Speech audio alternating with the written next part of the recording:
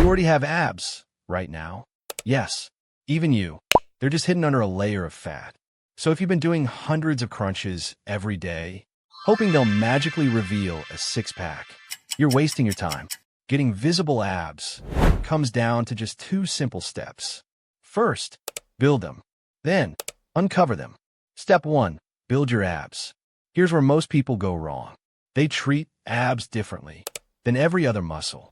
Think about it. Would you build bigger arms by curling a tiny bottle of water 100 times? Of course not. Your abs work the same way. They need resistance, not endless reps. You only need 2 exercises. Cable crunches, 3 sets, 8 to 15 reps. No cable? Use a weight plate or anything heavy, 4 weighted crunches. Then, leg raises.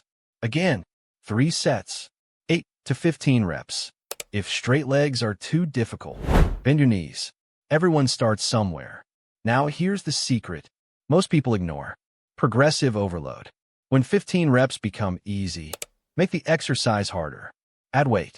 Choose a harder variation, or slow the movement down. Because if your abs never face a bigger challenge, they never have a reason to grow. Train them about twice a week. That's all you need. Muscles grow while they recover, not while you're training them. Step 2. Uncover them. Even the strongest abs can stay completely hidden if there's too much fat covering them. That's why diet matters. You can't out-train a bad diet. Eat fewer calories than your body burns. Aim for plenty of protein to help keep your muscle while you lose fat. Don't rush the process. Lose around half a kilogram per week. Slow, steady, and consistent. As the fat comes off, your waist gets smaller, your abs become clearer, and eventually, the six-pack you've been building finally shows up. No magic workouts, no secret programs, just resistance, progressive overload, a smart diet, and consistency. White Eyes doesn't chase shortcuts.